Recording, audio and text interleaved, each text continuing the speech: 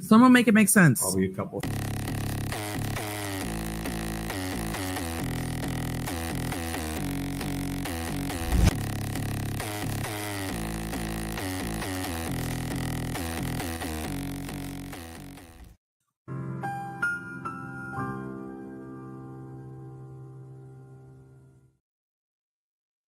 Hello, everybody, and welcome on in. We are back to get caught up on Bryan Kohberger after so much of being in the world of Karen Read. And of course, there's been a lot of new things coming out with that as well, which we'll get caught up on that probably tomorrow or the next day. But it looks like with every day, there's more and more coming out between the jurors and the responses and the different statements from people and interviews and all the rest of it. So I'm just looking here to send Twiz his special text. Here we go. I don't know. Are you guys having a heat wave like we are here? It's like a bazillion degrees here. So like we're on a heat wave warning thing. It's pretty nuts. Pretty nuts. Shout out to Angel. Shout out to Official, who is now Skolma Chi. But it's still Official. You'll always be Official in my heart. Welcome, guys. So yes. Okay. I counted right before I went live. I think it's 48 days until the trial is set to begin, unless it does get continued, which is, of course, part of why we are here today on this very day. So we are going to start with catching up on some of these quick little filings from, let's see here, end of May, beginning of June, that were delayed getting to the docket. And of course, we were in the midst of Karen Read.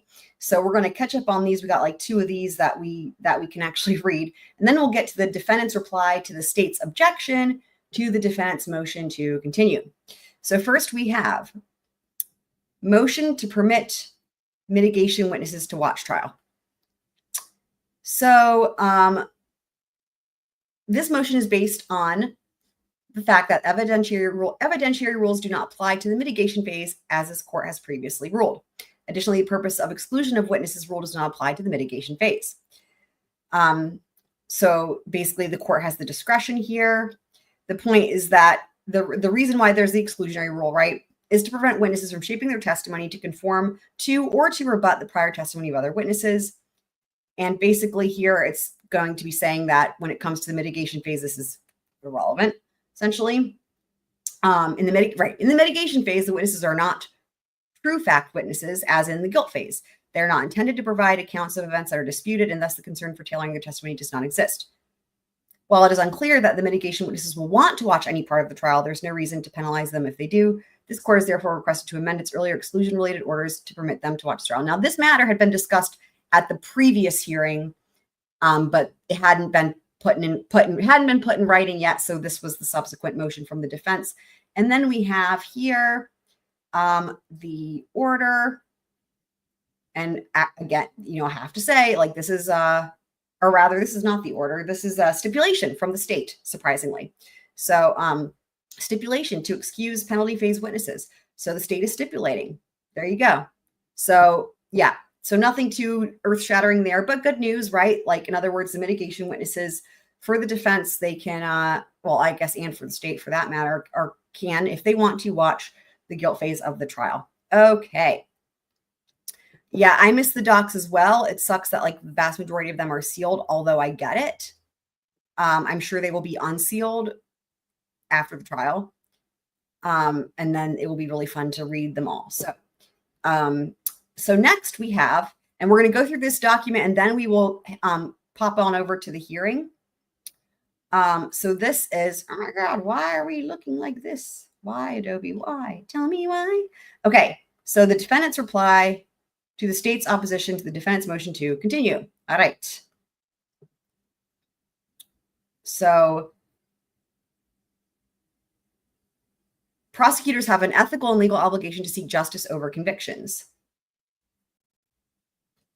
When defense counsel requires a continuance to complete the constitutionally required mitigation investigation, the state has no legitimate interest in objecting for any conviction and or death sentence obtained under such circumstances would rest on a constitutionally defective foundation.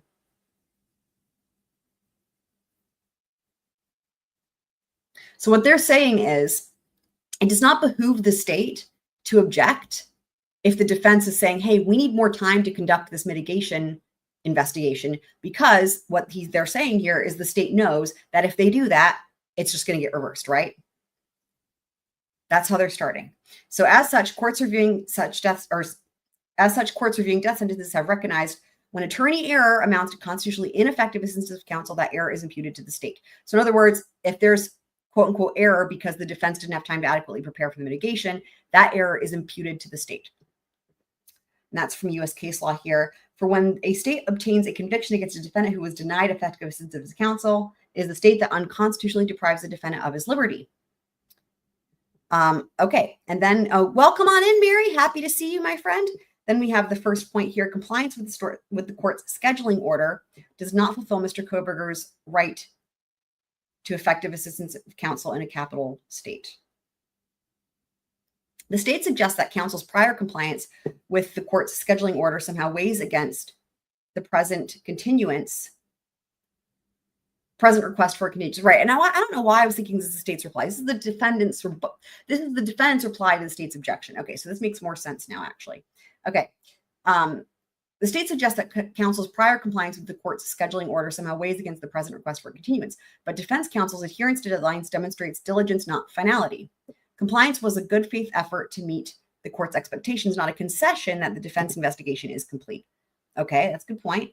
The defense has now identified information developments that make clear additional time is necessary to meet the minimum standards of effective assistance of counsel under Strickland v. Washington and to fulfill the capital defense duties articulated in other cases here. So what's going to be like a catch-22, right? Is there, if you're the defense, you kind of have to specify why you need more time on this issue, right? In terms of the mitigation investigation. However, you also don't want to divulge certain areas of your strategy and what you're finding out to the state, right? So that's where we've been seeing a lot of these ex parte, I guess there's been ex parte hearings and ex parte motions and whatnot.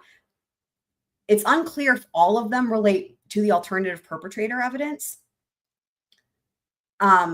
It seems like those that are related to that are specified. And I think there's been a couple other filings that aren't specified. So I don't know if it's just because they're not specifying, or it could be that some of those ex parte filings are actually on this mitigation evidence. Again, hopefully after the trial, these will all become unsealed and then we will learn everything. So the fact that prior deadlines were met does not somehow negate the need for a continuance where the timeline is insufficient to complete the investigation and presentation of a constitutionally adequate penalty phase defense. Angel's asking, have lots of Facebook Idaho pages been taken down to stop jury? I have no idea. I don't ever use Facebook. I have literally no idea. I'm sure someone in the chat will know. Defense counsel has provided a detailed showing of good cause and necessity, including specific investigative avenues that case law explicitly establishes as constitutionally required in a capital case through the ex parte. There we go. Well, that answers part of my question, doesn't it? Through the ex parte pleading. And okay, well, there we go. Never mind. We get part of our answer here. So of the ex parte filings, there's some, again, like I said, that are specified to be pertaining to the alternative perpetrator evidence. There were others that were not clear. Now it's confirmed that some of these have been, as I was just pontificating on, in relation to this mitigation evidence, right? The purpose of the ex parte pleading was to provide the court with this critical context without revealing privileged work product and trial strategy to the prosecution. The court is therefore apprised of the scope and necessity of the additional investigation. So what they're saying is we have provided enough specific details. And what they're saying to the state is, you may not know all these details, but you don't have to know. Judge Hippler, judge, and that's all that matters. You know why this is important. You know why this is necessary. You have the details. And just because the state doesn't have the details doesn't mean they don't exist. That's what they're saying. And the record does not support the state's assertion that all relevant ground has already been, in scare quotes, plowed. Mr. Kohberger's case has been pending for less than 2.5 years. That is a short duration compared to other capital cases. Now, I've made this point myself as well. that I know for some people it feels like, why is this taking so long? And this is forever and da da. This actually is not that long compared to other trials, even when they're not facing the death penalty, right? I've seen and covered plenty of trials that have taken far longer to come to trial. So anyway, just they're reiterating that here. The state's suggestion that the defendant is seeking a perpetual continuous mischaracterizes the request. The defense is not seeking an indefinite delay. It is seeking a reasonable and necessary adjustment of the trial schedule to allow constitutionally required mitigation investigation to be completed. The absence of a proposed new trial date simply reflects that the next appropriate step would be for the court to vacate the current trial date and then enter a revised scheduling order based on input from all parties, as is customary. It is both common and appropriate in capital cases for trial schedules to be revisited as new facts emerge or as the defense becomes aware that essential tasks cannot be completed in the time originally allotted. The defense identified specific areas of investigation that are outstanding and has submitted those to the court ex parte for review. The precise amount of time needed will depend in part on the results of those ongoing efforts. So what they're saying is we can't really give you a time frame because we need more time to conduct more of this investigation. And with more time to do that, then we'll be able to give you a time frame, basically is what they're saying. Welcome, Need Some Z's. Happy to see you. Angel saying, what is the 30th hearing in Pennsylvania about? I have no idea. I don't know what that's about. Are you saying it's related to this case? No clue. No idea. I've been in Karen Reed land, as many of you guys also have, which is why we're getting caught up here. But, you know, I've not seen anything related to anything in Pennsylvania on the Idaho docket, although having said that, that doesn't mean we necessarily would. The state's assertion that, quote, over 2 years, unquote, should be presumed sufficient time ignores the law. Yeah, absolutely. Absolutely. You can't just say, here's the amount of time you should have, and that's sufficient. That's not how it fucking works. Ignores the law and practical realities of capital litigation and the high-profile nature of this case. The Sixth Amendment right to effective assistance of counsel does not impose a rigid calendar requirement.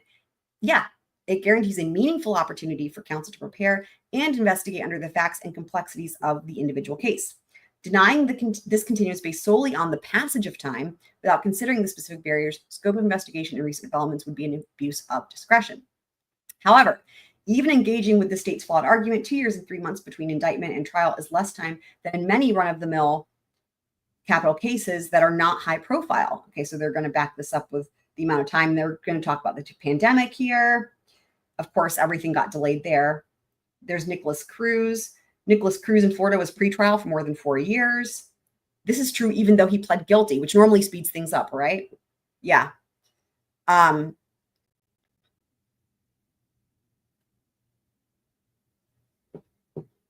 yeah, as far as the DoorDash driver, I don't have a whole lot to say about that, but I do want to bring it up because I find it odd. And anyway. So I don't know what speculation you're referring to specifically, Angel, because again, I've been kind of out of the loop because I've been in Karen Reed land.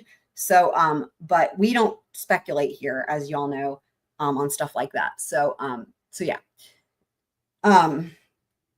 Basically my goal will be to just summarize what we know, which is very little.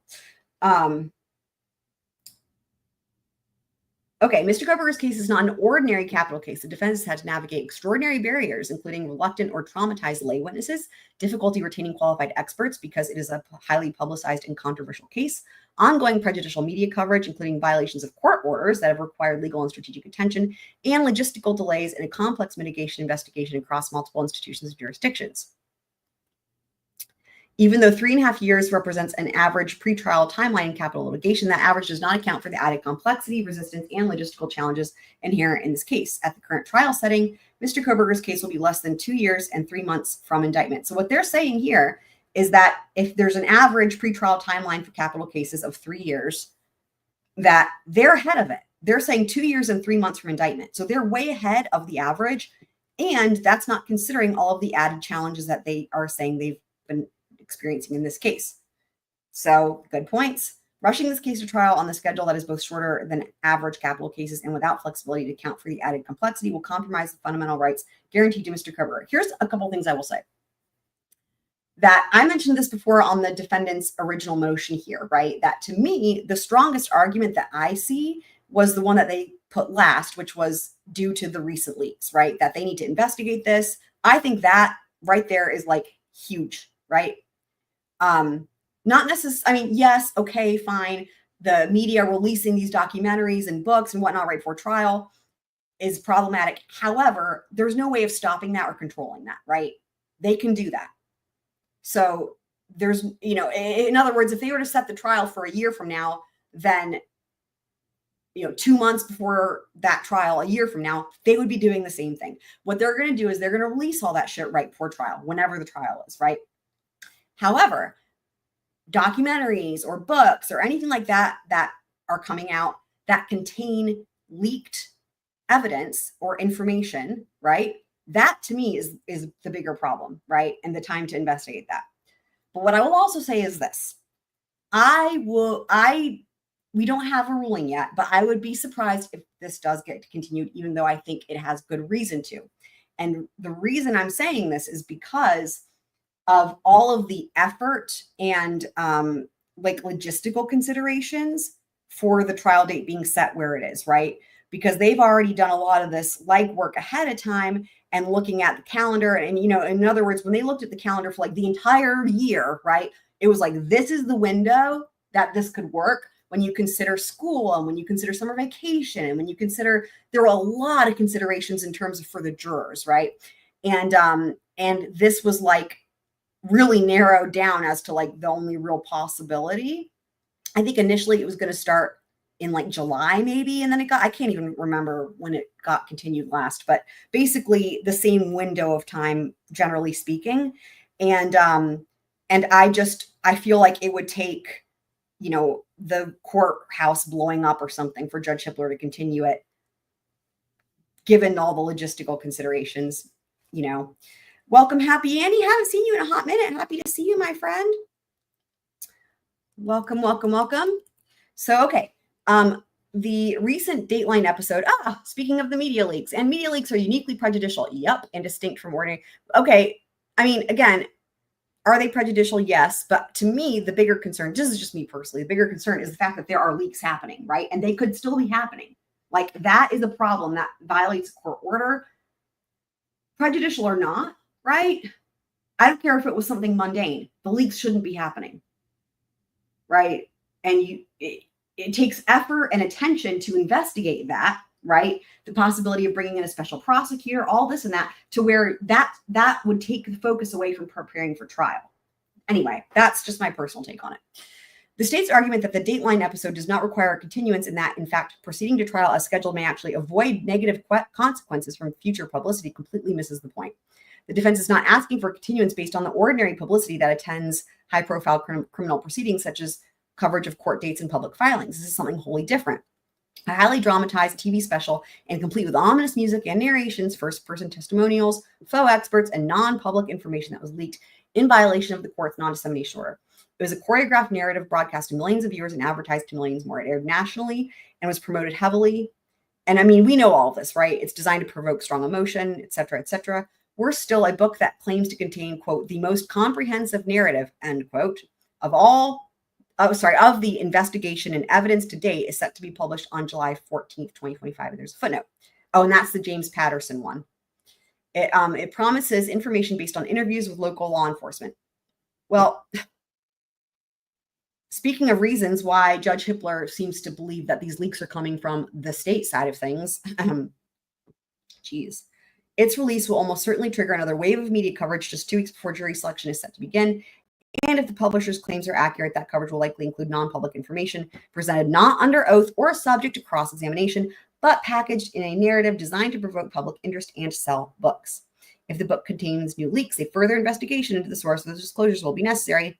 Well, I guess if the people are interviewed and it's, anyway, I don't know, maybe he won't name them. Maybe he'll just say they're law enforcement, but not name them. The book is not the end of what is to come as the trial begins. And then here we have an Amazon video coming up. 4-part series. It promises to be told in a captivating, tense, and emotionally wrenching detail. Yuck, I hate it already. By people who are likely to be witnesses in the trial. So they've got the families on there. And James Patterson is going to be one of the directors and producers of the docuseries. Geez. Okay. So they're saying they want to, investigate the sources. I agree. And impose accountability, and it's going to take time. And now they're going back to the prejudicial coverage. I mean, again, I really think focusing on the violation of a court order is a really good route to go because judges hate that shit. Additionally, thorough investigation into leaks must occur prior to any trial because it now constitutes a known source of Brady material.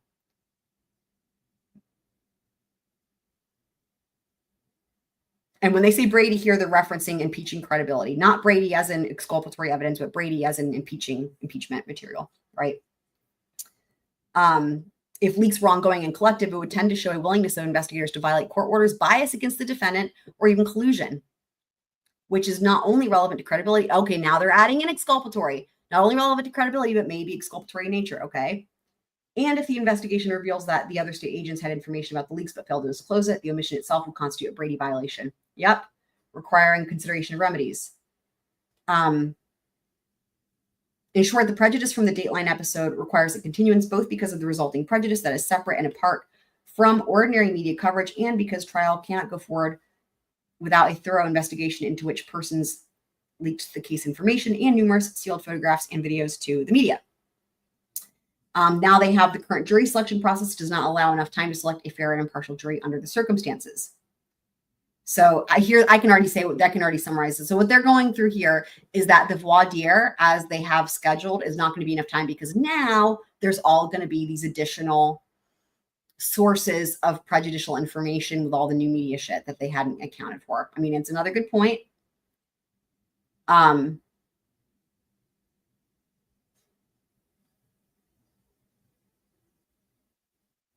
The ABA guidelines, right? Okay. And I mean, this, they really hammered this in the initial filings. I'm not going to read this again. And from what I recall, they argue over this quite a bit at the hearing that we're going to watch here shortly.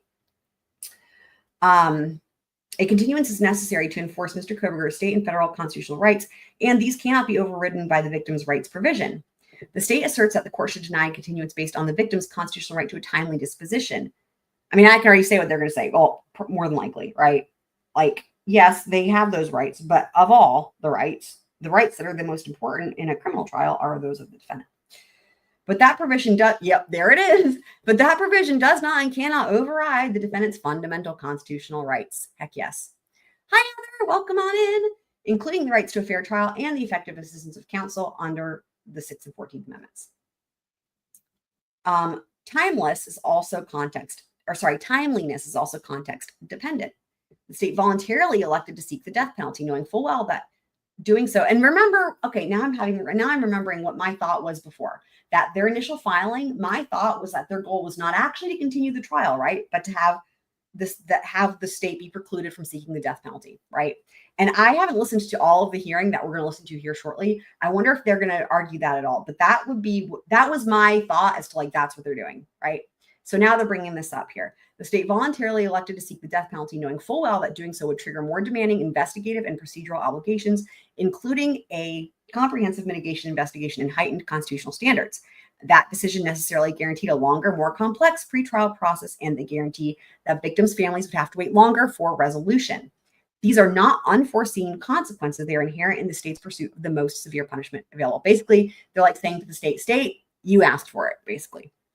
If the state believes that the wait is too long or that the required procedural rigor is incompatible with its preferred timeline, it has the ability to withdraw its notice of intent to seek death.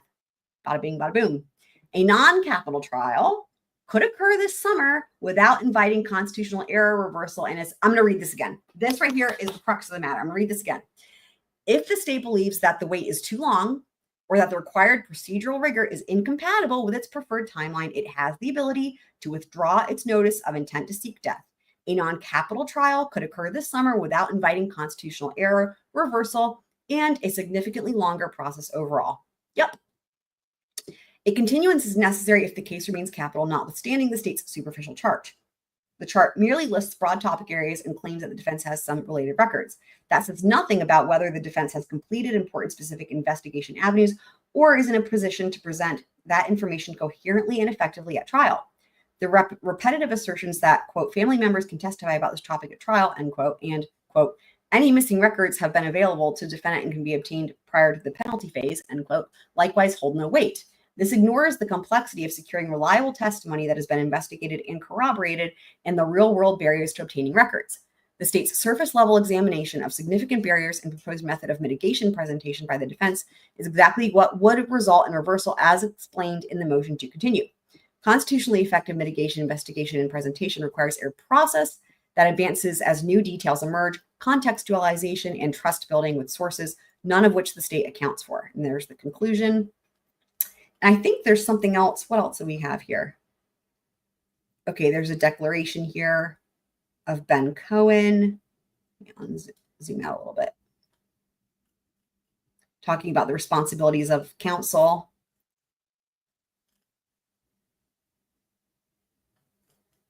So these are, I think, some of what they were citing in the motion, right? In terms of the average amount of time. Okay, yep.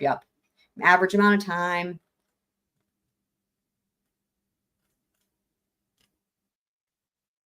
What else do we have? Do we have an appendix?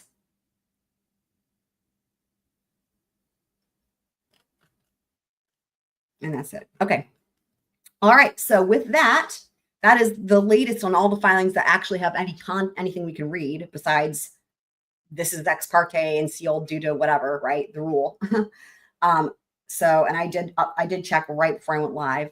So now we are going to pop on over to the hearing. Woo! All right, let's go. Judge Stephen Hippler presiding. Be seated.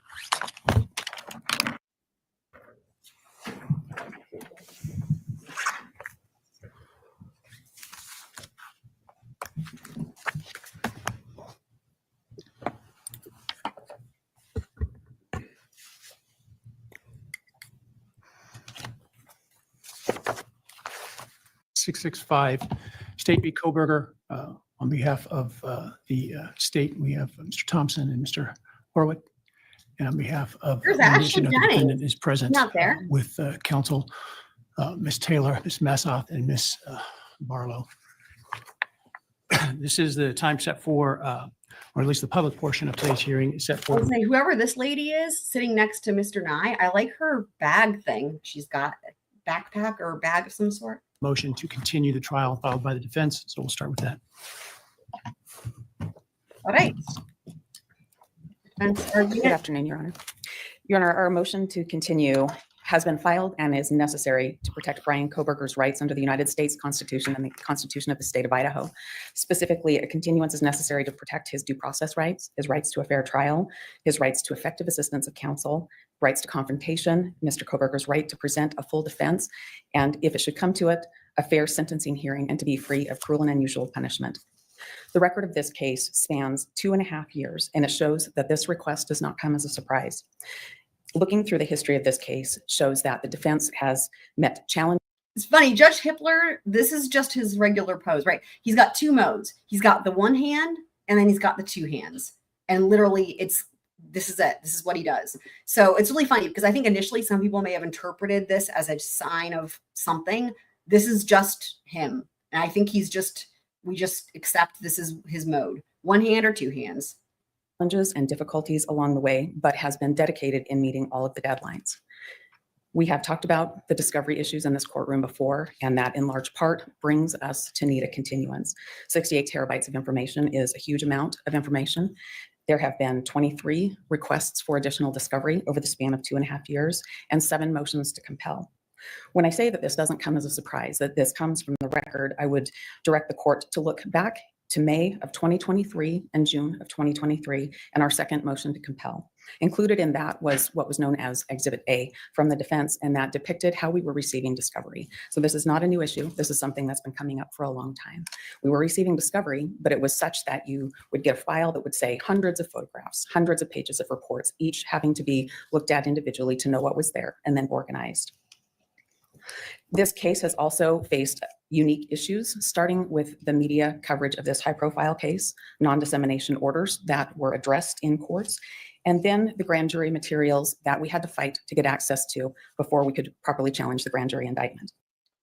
I will just say, I don't think this is the strongest way, in my opinion, personally, to start this argument with like a history of the discovery process to me, that feels a bit, this is just me personally, a bit like filibustering. And the thing is when you actually have strong, like when you have strong grounds for your basis for the motion, which again, I think they have here, to me, this kind of weakens it, if you will, right? It's like, he knows all this. He knows all this. This is not necessary, I don't think, unless they somehow bring it back to, I don't know. This just feels kind of like,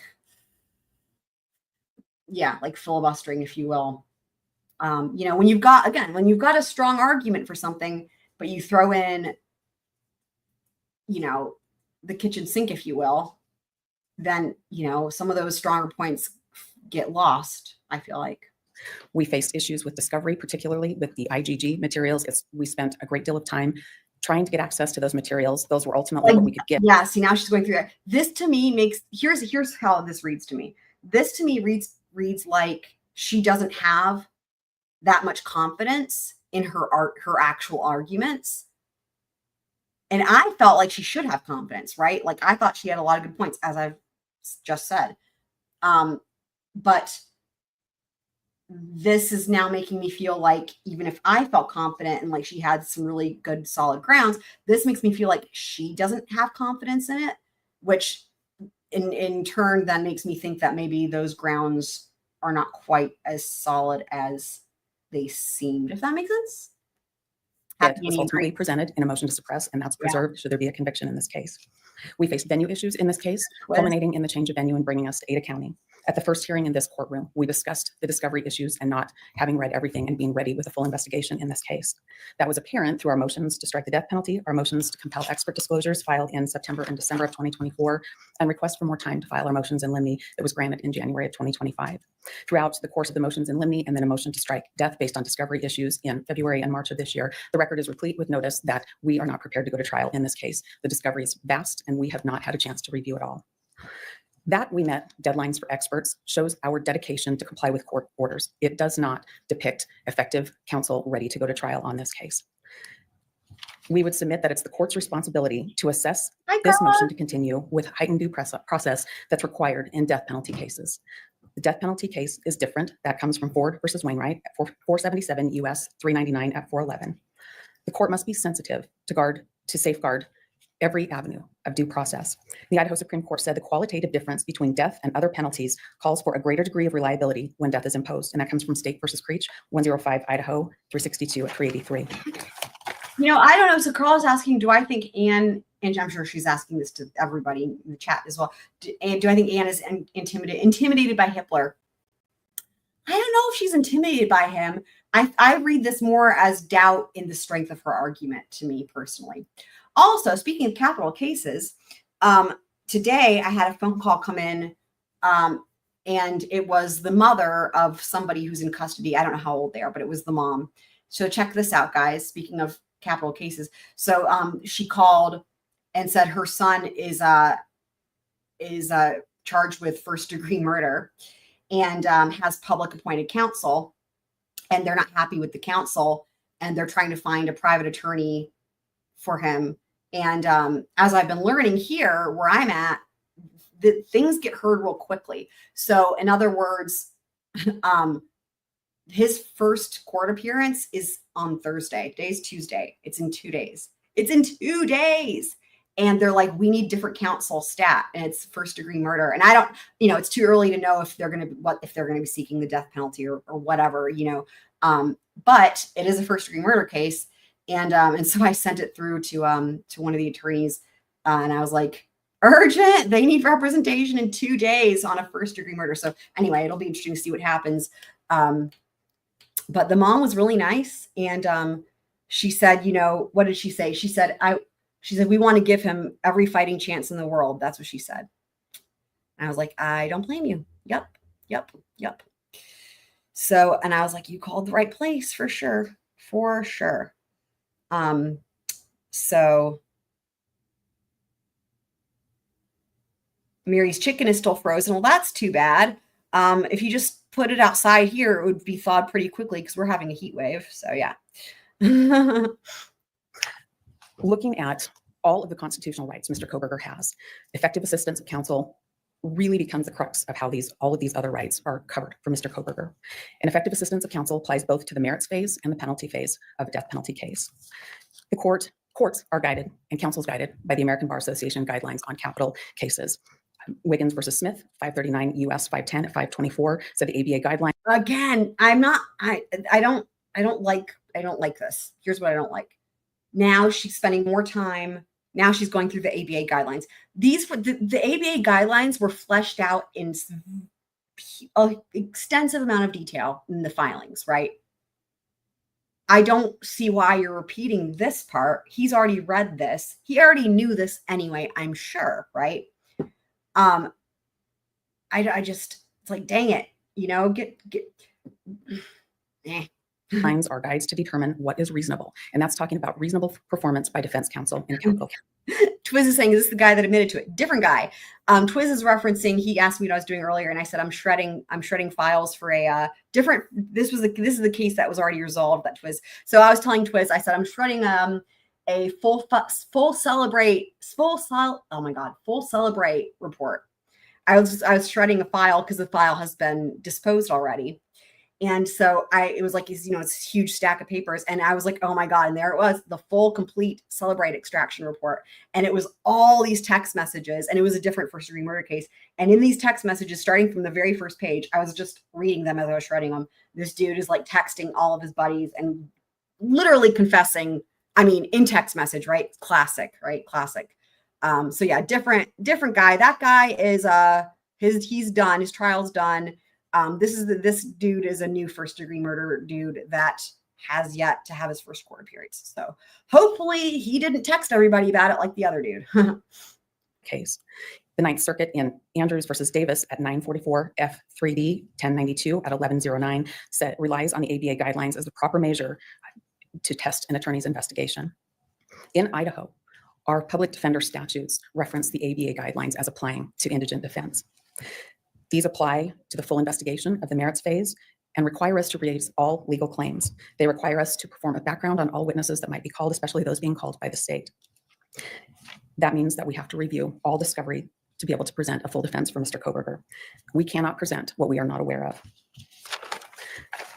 I would note for the court that discovery has been ongoing. I received discovery just this week. It is discovery that I have not reviewed yet. Considering what's required at a penalty phase in a capital case. That right there so far is the most important thing that she has said. You could have skipped all this, the beginning bit here, I believe, right? And just started with, we just received new discovery. Hey, there we go. We're required to perform in a way that the jury can carry out their function of individualized sentencing. That means that Mr. Kohberger's background has to be known and investigated and ready to present to the jurors. Evidence of his character has to be known and ready to present to the jurors, and his circumstances have to be known and ready to present to the jurors. That's addressed in the Woodson case and in the Lockett case. The jury must have the opportunity to consider all evidence that may weigh against the death penalty, and that means anything from his life history. It is the duty of the defense to find and investigate all mitigating information. We do have several experts that would be ready for the mitigation portion of the case should the case reach that phase, and they rely on understanding family history and Mr. Kohberger's own history. They can only understand what they've been presented, and the investigation to fully evaluate needs to be thorough. And that means that records have to be collected. That means that interviews, collateral interviews have to be done, and those have not all been completed. And it's not because of a lack of diligence in this case. Further, when things that are noted as red flags arise, those things must be investigated. Red flags aren't fanciful ideas of what else could we do in this case. They're real things that come up in the course of the investigation, and whether or not they're important to mitigation and presentation for a jury's consideration requires time to investigate and collect records. Documentation is very important. The court's aware that red flags have come up and they require further investigation. Those are issues that may mean a lot to the experts that would be ready to testify, but they can't be presented until there's a full investigation. They are things that might change the course of the evaluation or might require us to have an additional expert to help explain certain circumstances.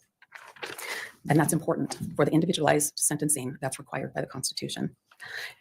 Your Honor, there have been numerous challenges with gathering records and interviewing collateral witnesses. I know the court is aware of some of those particular issues. I'm not going to highlight them now, but it's imperative that we be able to collect records and conduct interviews. Still, I don't want to be a broken record, but again, I would be dedicating all of this time to arguing, hey, look, We've got these leaks going on. We still have to figure out if we're going to appoint a special prosecutor. We now have to take time away from preparing for trial to investigate these leaks. And we don't know how deep these leaks go, because every time there's a new thing coming out, there's new word that there's exclusive interviews with never before heard evidence. And again, if you want to win over this Judge Hippler sitting over here with his hand as it is, again, like I said, what do? It's music to his ears, or rather the opposite, noise to his ears. Your court order has been violated, Your Honor. Judges hate nothing more than when their court orders have been violated. I would focus on that. There's been violations of your court order. We have to investigate this. We don't know how deep this goes. And that's going to take time away from preparing for trial. That whole thing to me was their strongest argument. So we'll see what else, if they, so far they've not brought that up in this oral argument. We've read about it, but she hasn't spoken of it yet. So. From other family members besides just Mr. Kohberger and his parents. And it's also imperative that his history be complete with educational records, medical records, and those things are still being done to this day. So I disagree that the leaks don't matter for trial, because like we just read in the filing, in the defense's reply, right? Law enforcement leaks, right? That's huge. Like we read, that counts as potential Brady violations because there could be potential impeachment material, right? That comes out.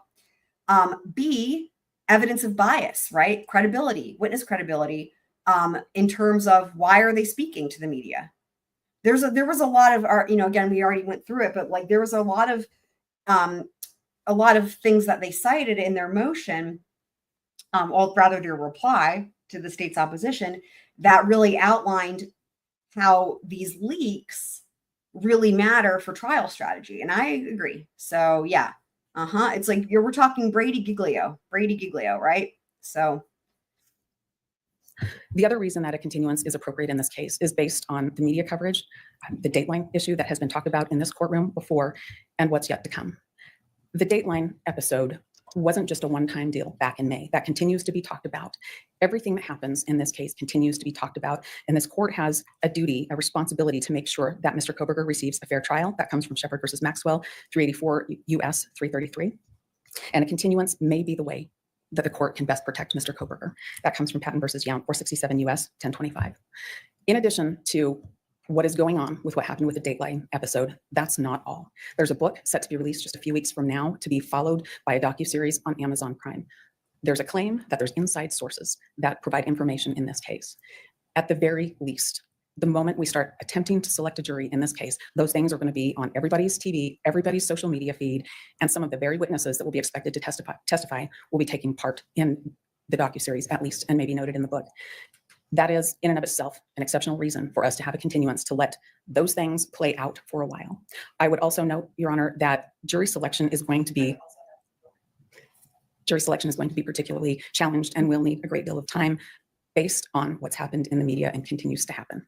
Your Honor, our request is for a continuance in this matter to allow us to be effective and perform our constitutional duty for Mr. Kohberger, to protect his constitutional rights, to make sure that we have fully investigated all mitigating circumstances so the jury, if it comes to it, can perform their individualized sentencing, judgment, and function, and to allow some space between what's recently happened in the media. Thank you.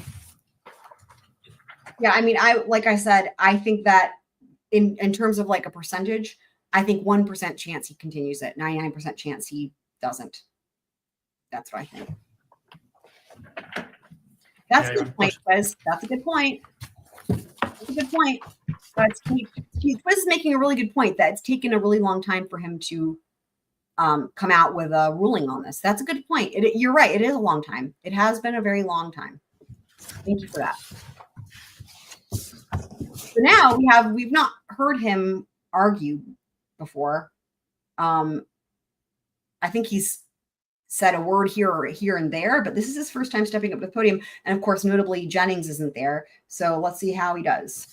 Thank you, Your Honor.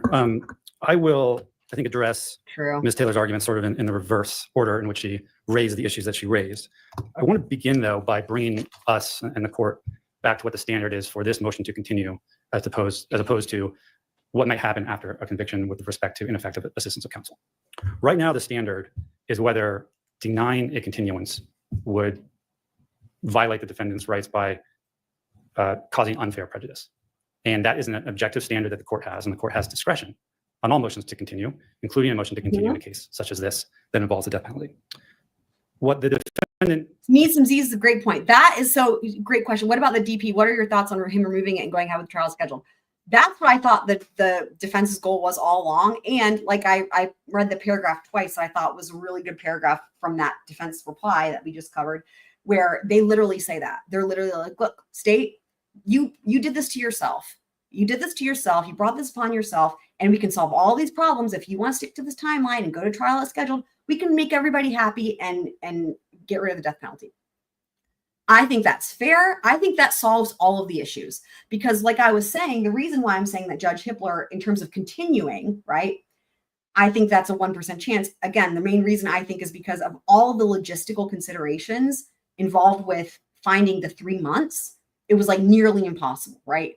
And that's why I think that between continuing it, right, and again, the defense in the reply didn't ask Judge Hippler, which I found surprising. They did not ask Judge Hippler to preclude the death penalty. Instead, they asked the state to choose to not seek it, as in to revoke their notice of intent. So that's an interesting choice. Had they implored Judge Hippler and asked him to preclude it, I would have said, totally, I think that would have been a way more likely option. And I think that would have really carried a lot of weight, for him. Again, because I really think he's motivated to go to trial as scheduled. I don't know why they instead chose to put that impetus upon the state, because I think that's a way less likely for the state to choose to do it. But I don't know. That's what they did. Maybe who knows? Maybe there will be a motion to preclude the death penalty still coming, and that could explain it, right? If they've got in the works a motion to preclude the death penalty, which again will be putting the impetus on Judge Hippler to get rid of the death penalty, that could be why they started in this previous filing by asking the state, and that would make a lot of sense. So we'll see if that is what ends up happening, because you wouldn't want to ask the judge in this situation, like, I guess you could, but if they've got a whole separate filing for that, then that would make sense, right? With specific case law and everything to support, and again, well, I'm sure we would see a lot of mentioning of Lori Vallow in that case, if that is to happen. Yeah. Anithan Z says, I think it's very likely what he's going to do, remove the death penalty and go as scheduled. Yeah, it is fast. I agree. It is. Yeah. I don't know why the state thinks it's slow. Again, what the defense presented was on average, the average is 3 months for a capital trial. And from the time of indictment to the time that they're scheduled to start trial, they're way ahead. It's 2 years and 3 months when the average is 3 years. So they're like 9 months ahead of the average, right? And that's true. The state has to consider what the families of the victims want. That's not their only factor, right? And that's why, again, putting that impetus on Judge Hippler and asking him, I wonder if that's what we'll see coming up next, right? Is them making a motion to preclude the death penalty. They're starting by asking the state, right? It's like you start with your smaller, you start with your, how would you call it? You save your best for last, as it were, I guess you could say, right? Start by asking the state in the off chance that they will say, sure, we're going to drop it. But they're going to have I would imagine, a weighty motion coming, maybe, for the judge to decide. So this gives them time to discuss with the families. Okay. Is that what you're happy, Annie? Are you saying that's why it's taking so long? Interesting. Okay. And the counsel are asking the court to do is delay this trial because of their subjective, prospective beliefs about how an ineffective assistance of counsel evaluation would happen by an appeals court if there is a conviction. What this court should do is use its discretion and look at the objective record. The record supports denying the motion based on what the defense has been doing, continues to do, and will continue to do through the mitigation phase until the penalty phase, including presenting mitigation evidence that the jury will ultimately decide about if there is a conviction. The lens that the court should look at is well stated, through which the court should look at this motion is well stated in some Idaho case law and others. And if I can turn on the Elmo. Do I need to hit love this the button Elmo. here? Yay, Elmo. Okay, Go thank you. Elmo. Go Elmo. Go Elmo. So these are cases that we cited in our brief. And I want to start my discussion with them. I'll read the top case, which is an Idaho Supreme Court case, evaluating whether counsel was effective in a death penalty case. Counsel was not required to investigate defendant's entire life in order to objectively and reasonably present. You know, I have to say, I think that this is smart. Here's what I think is smart. He's using the Elmo and putting shit on the screen. You know why I'm saying that it's smart? Look at Judge Hippler. Remember, like we were saying, he's got two modes, one hand or two hands?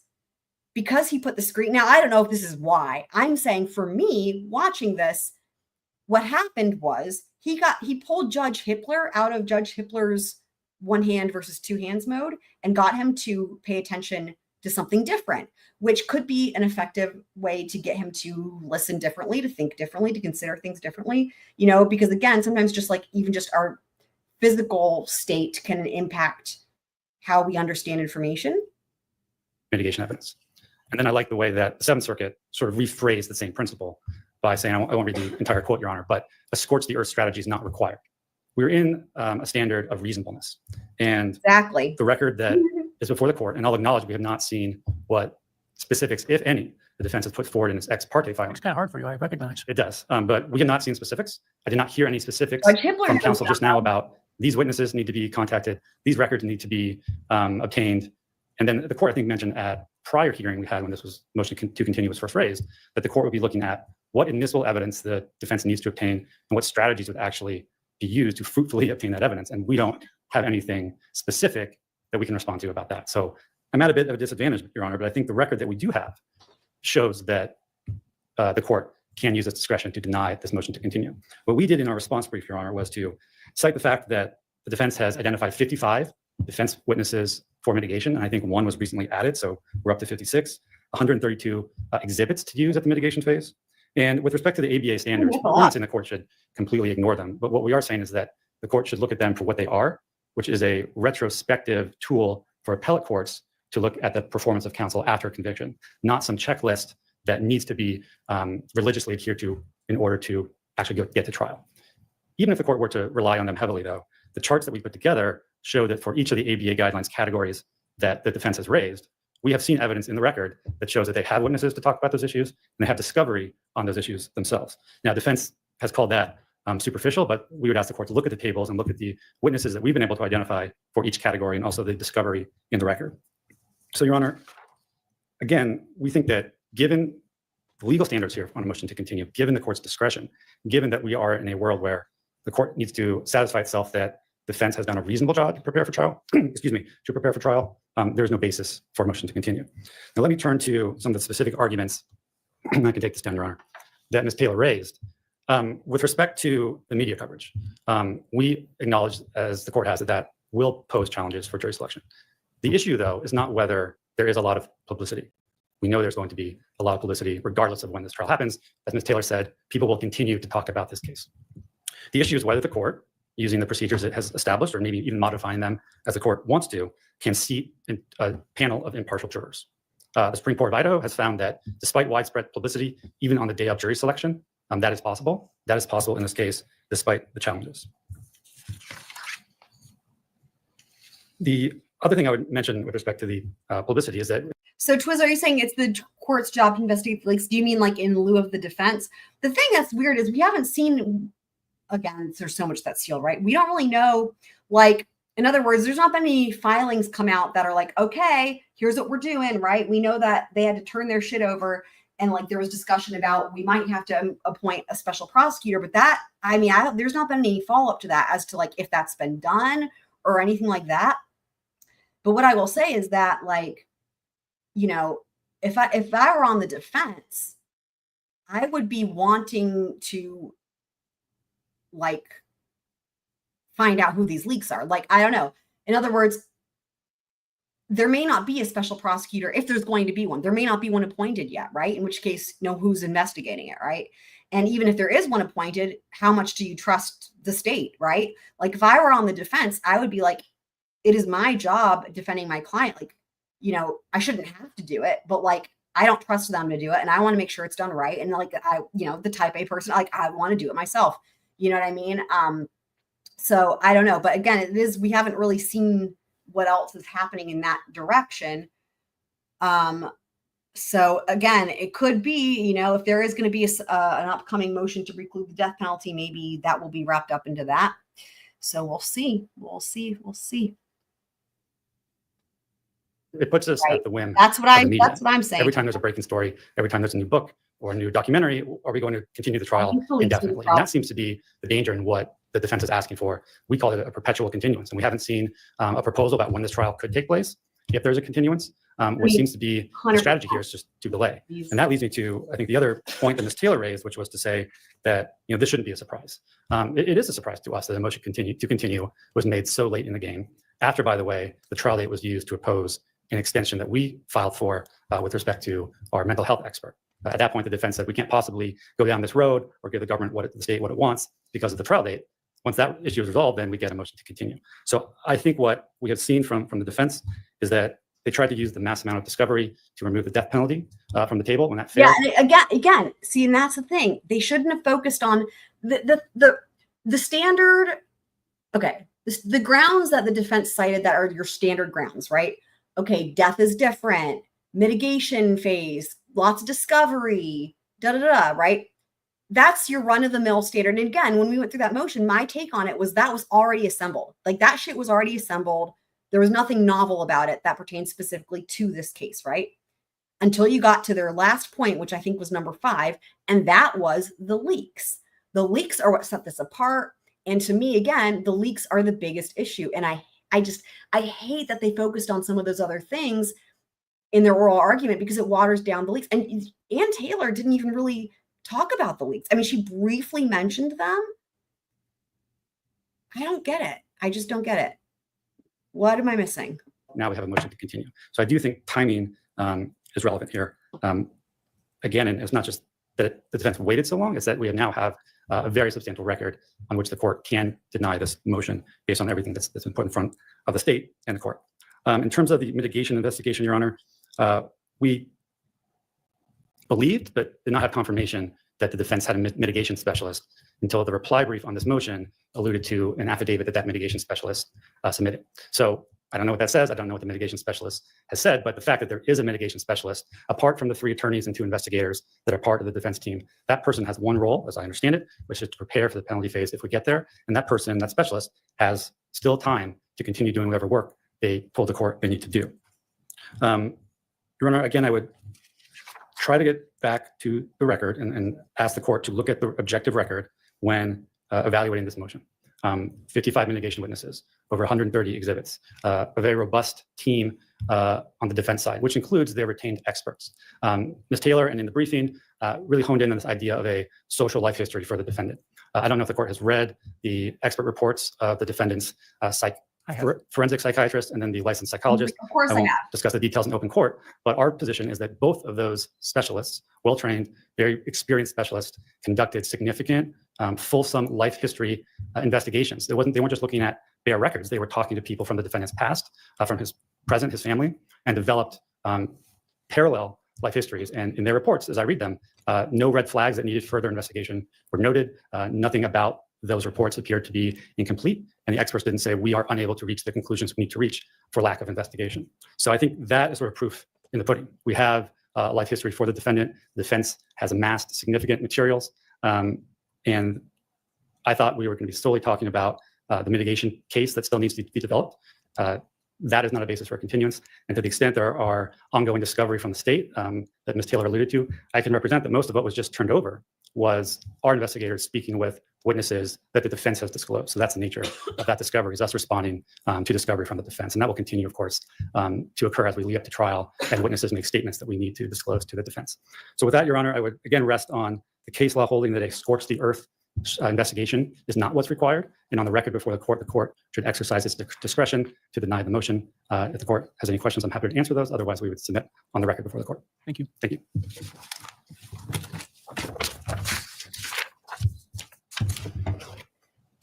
Any reply? Yes, thank you.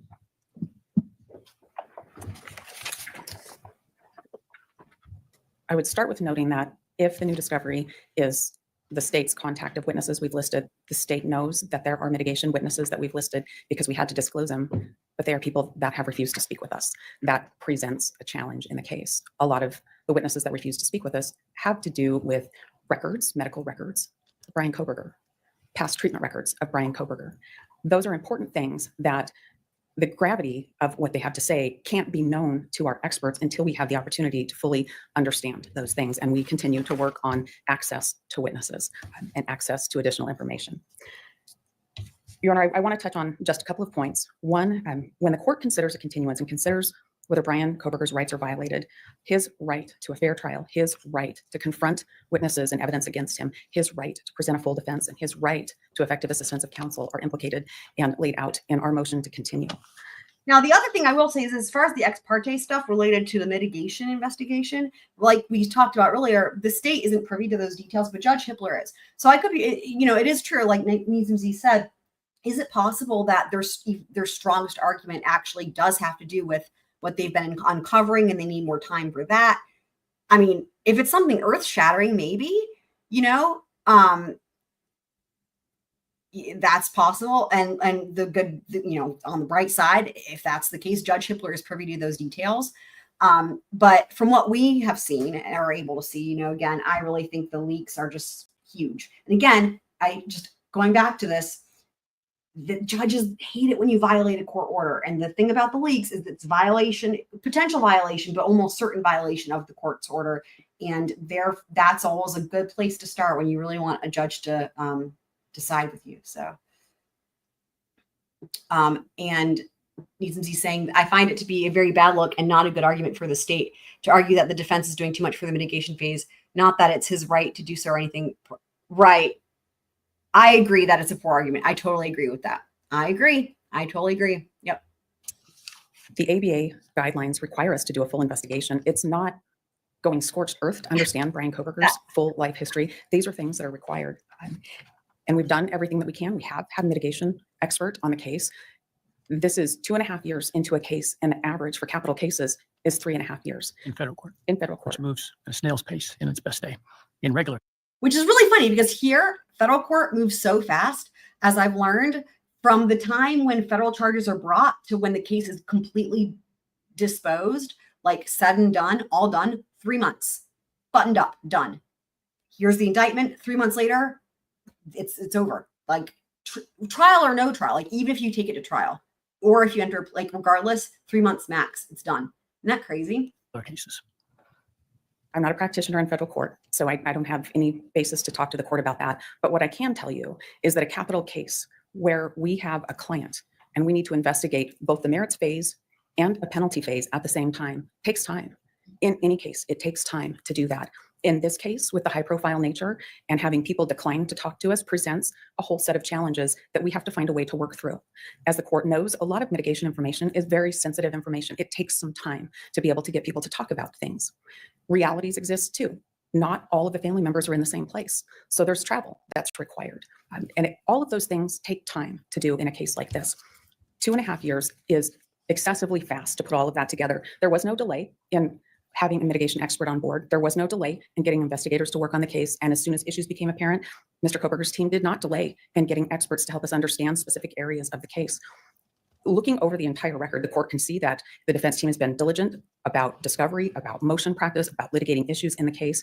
There just still is a lot left to do. There is still a lot left that is not known. And Mr. Kohberger has a right to go to trial with prepared counsel that have conducted a full investigation in both phases of the case.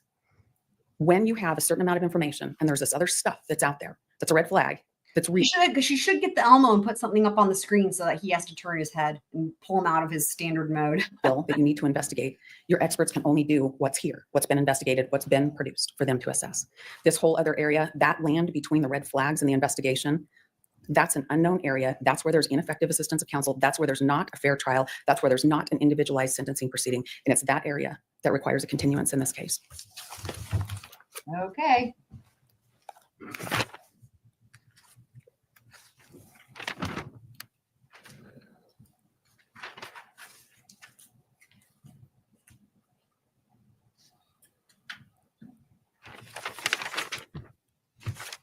All right, I'll take the matter under advisement. Oh, there it is. There it is. In short order. In the meantime, I fully encourage everyone to continue as if the trial is going to take place when it is scheduled for. Again, I reserve the right to write the decision that I come to, but as of now, I would tell you that it's likely you're going to trial on the date indicated. Yeah, that's what I was thinking. All right. Is there any other matters that we need to take up in the public session before we break to go to the private session?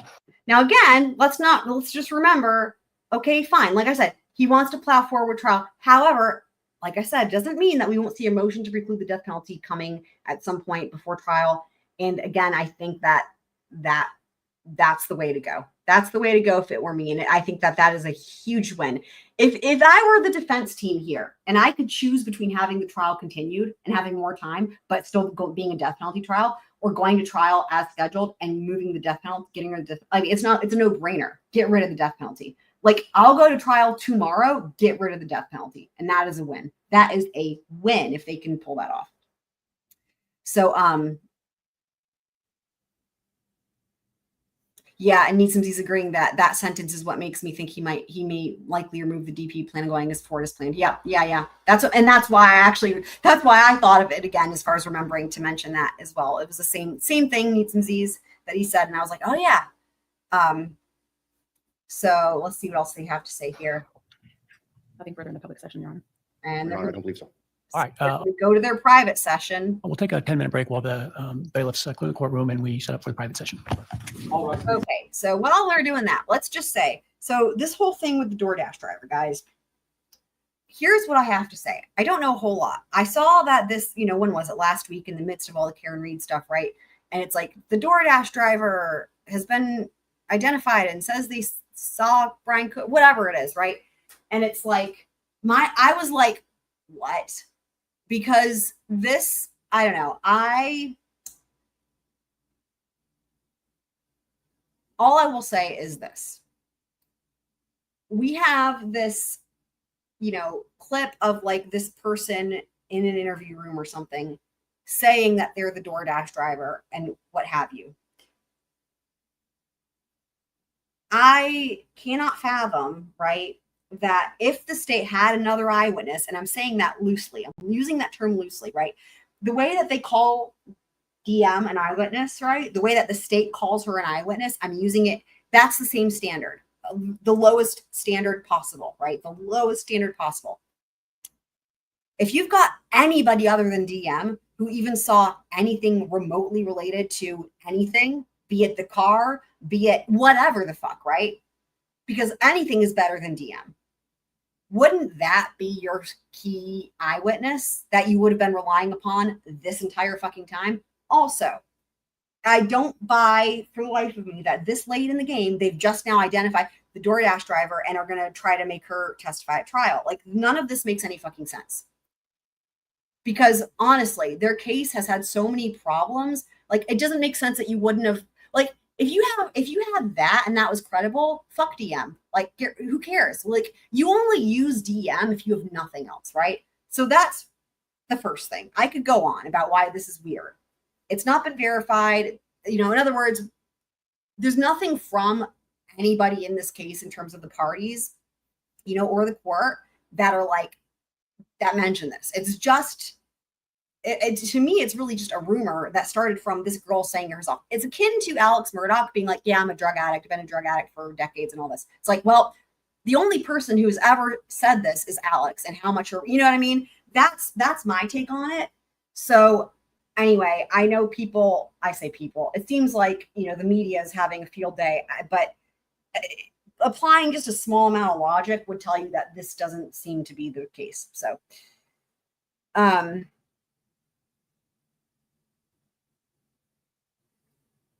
yeah, and I'm with you on that. And I don't know that there's much to keep up with, to be honest, Neesum's. I don't think there's much to keep up with apart from people speculating. As far as I know, they just got that one little clip of her saying that she's the DoorDash driver, and that's it. We don't have any other info, to my knowledge.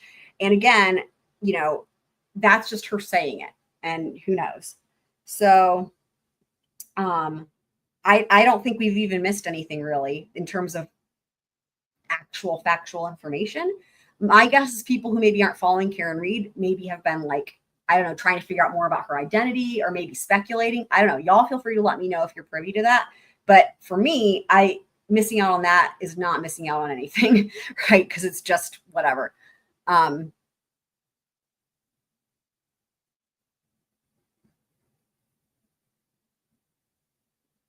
Right. Exactly. That's true. We don't know anything. But again, just logic, right? Logic. Even with everything being under seal, well, not everything is under seal, but with a lot of things being under seal, right? Still, this entire time, the reliance upon DM doesn't make any sense if you've got somebody else who, you know, according to this person, right? Which I'm not saying that this is true, but what they claim in that video, right, is that they're the DoorDash driver and they saw him and they were parked next to him, which puts you not only as an eyewitness to seeing the suspect, but also the vehicle.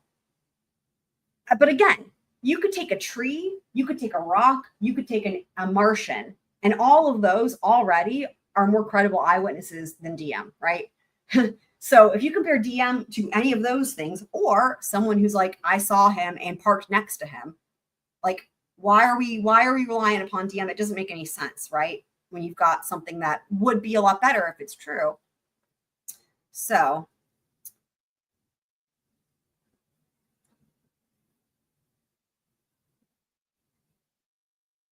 yeah, I think I think it's more likely that person just said something either to try to get out of something or to get whatever, for any number of reasons somebody could say that. I think that is the most likely situation with that. That's what I think, but we shall see.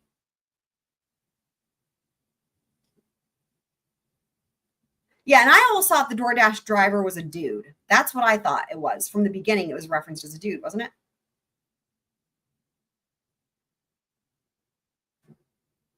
I agree. Need somebody saying, I hope Karen owns the state of Massachusetts in a few years. Yeah. Twist says, I want everyone to go drive around at 4 a.m. tomorrow morning, then notice any car days later and give details. Well, but wasn't this like years later, right? Wasn't this like years later that this person was talking about it? So even worse. So Bryan's going to commit quadruple homicide. I know, right?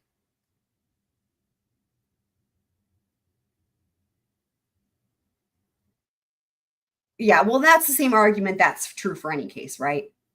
Like, if it's, why would you notice something if you don't know that you need to notice it, right? So yeah, like, because Twiz is saying, why would a white Elantra stick out to her and be memorable after the fact when she didn't even know a crime happened? Right. I mean, yeah, you could say that with any case, right? When it comes to eyewitnesses, one of the reasons why they're really unreliable. They're known to be unreliable.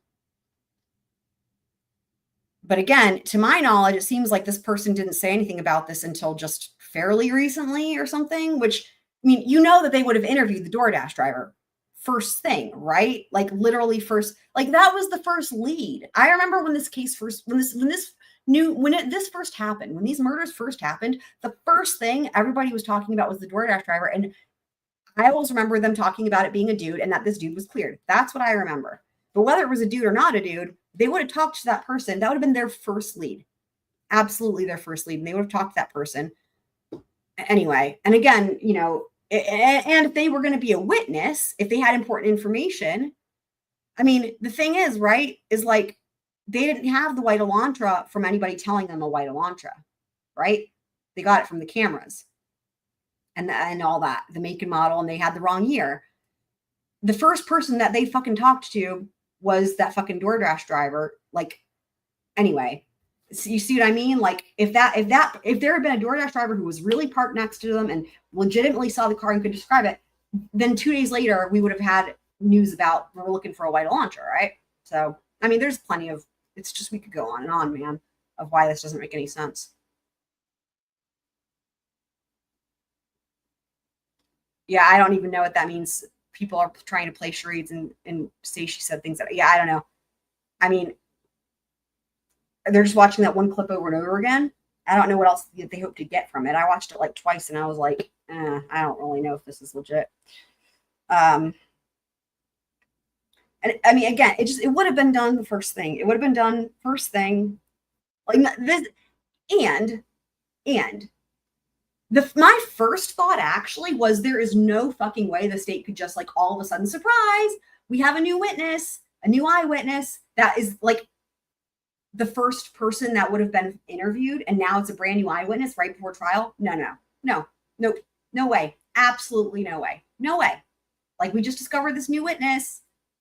All of a sudden, an eyewitness, when it was like literally the first lead that they would have had right before trial. Are you kidding me? No. No way. Absolutely. There's no way that would happen. I mean, I'm not saying that the state couldn't try it, but what we would be seeing is we would be seeing all kinds of like, yeah, dismiss. Like, this is, you can't, the witness lists were due a long time ago, and they have to show good cause for like amending that witness list, right? And in fact, we saw that the state recently amended it, but they have to show good cause to be like, oh, this is like the first person we interviewed the day after, and like we're just now going to call them. No. And especially an eyewitness, there's no way. Judge, this would, it wouldn't happen. It's impossible. It's impossible.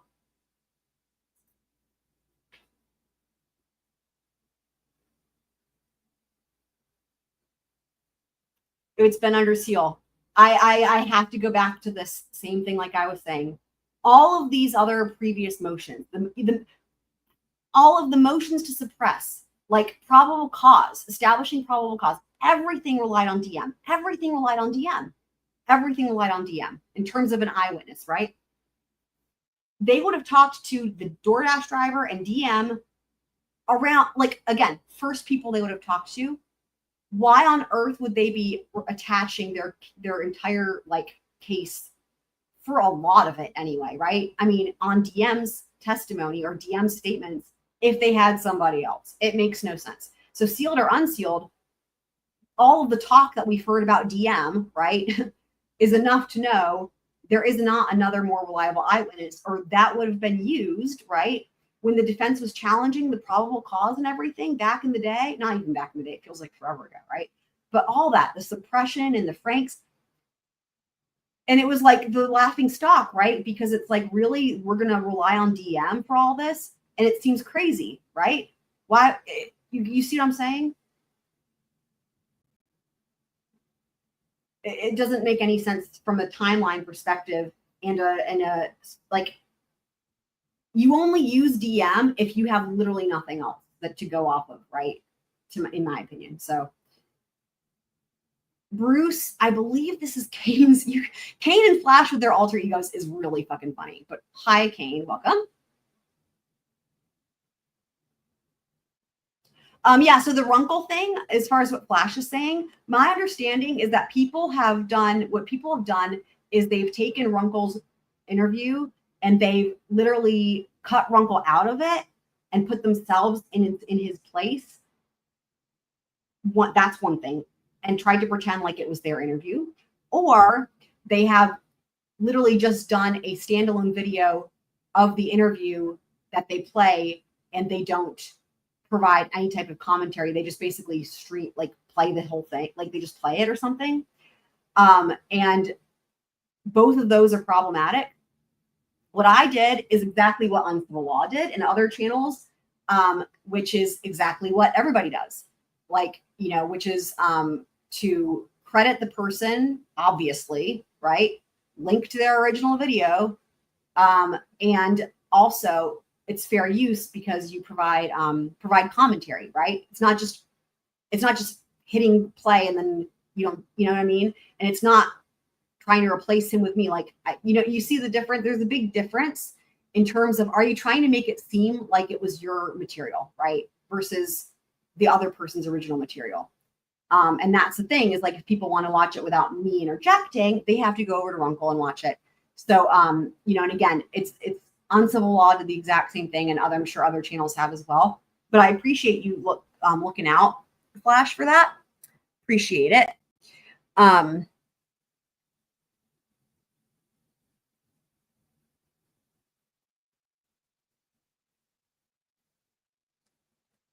The motions to suppress were not just for the grand jury.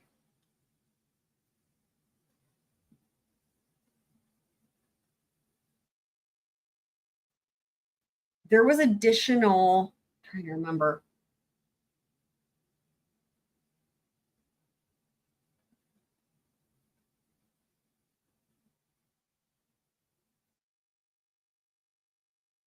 I mean, even like the DM, like the text call and all that, like the motions in limine, right? Think about that, right? In terms of past the grand jury, the motions in limine.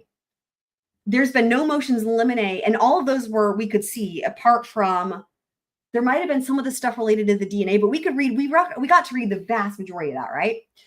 There was no motion in limine either to allow or to disallow anything related to anything about a DoorDash driver. Wasn't even, you know what I mean? Like, if this person, you know, grand jury aside, like if the state was going to call this person existed and this person was known and this person was going to testify to having seen Bryan Kohberger and or the car or whatever, there would have been a motion in limine from the defense to keep them out, or there would have been a motion in limine from the state to allow it in.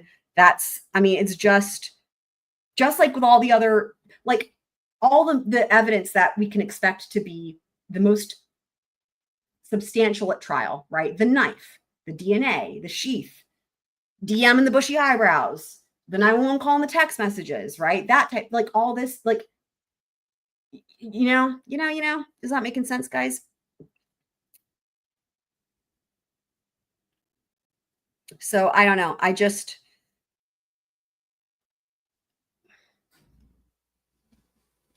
you know, I totally appreciate it. Totally appreciate it. But yes, welcome, Kane. So yeah, again, just thinking about those motions in limine and everything else past that, right? Once we got past that standard for Franks, and again, probable cause, got past that, and then we've been seeing all these other filings, there's just, and it's not like there's something that was sealed. I mean, unless it's the alternative perpetrator, but that didn't come up until recently. That's the only thing that's been sealed that could potentially contain, but I just don't think that's where that's going. I think the alternative perpetrator is going to be focused more so on the other DNA. That's what I think. But I mean, I could be wrong, but that would be a logical thing to do, wouldn't it? What do you guys think?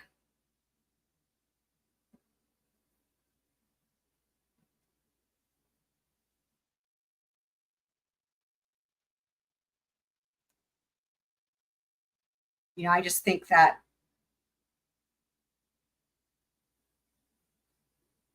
if that person saw what they said they saw,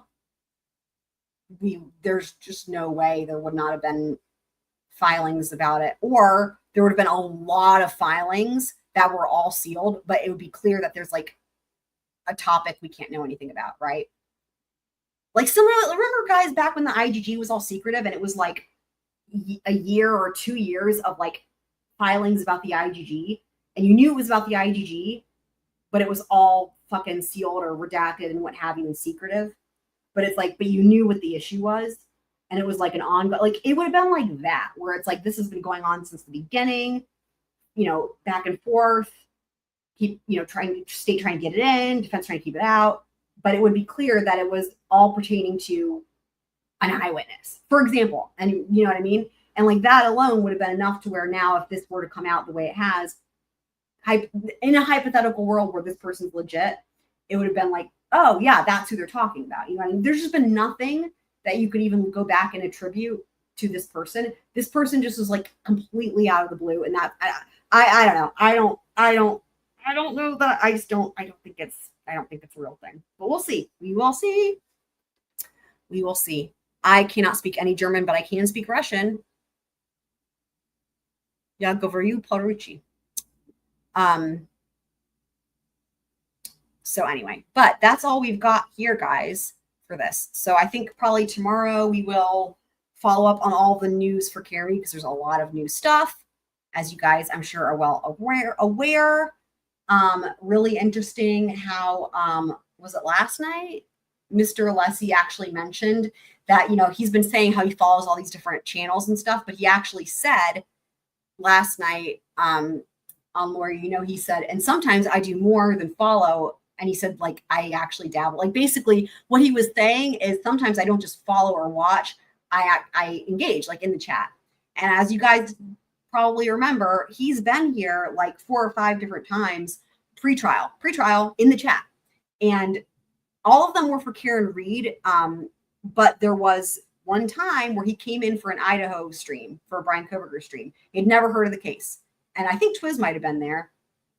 And he was like, had never heard of it.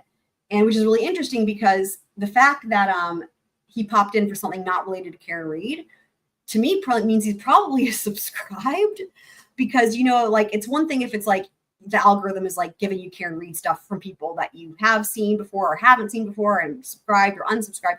But if you've literally never heard of Idaho, of Bryan Kohberger, and you've never watched anything pertaining to it, then the algorithm, I mean, probably isn't going to, if it's going to suggest something, it's going to be like a law and crime or a lawyer, you know, or court TV. It's not going to be me covering it, right? You know what I mean?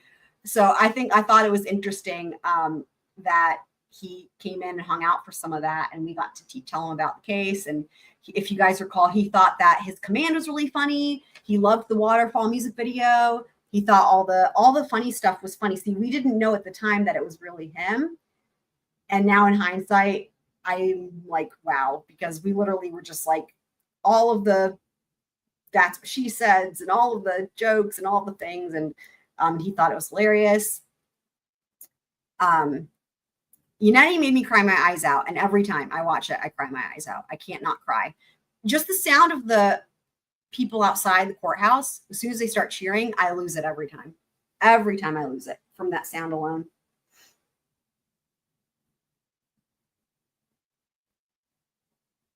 Not to my knowledge, Jackson, no.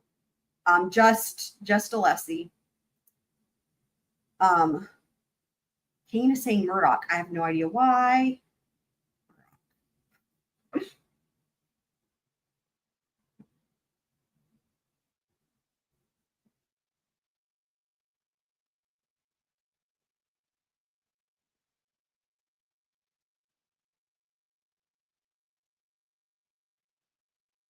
So, anywho,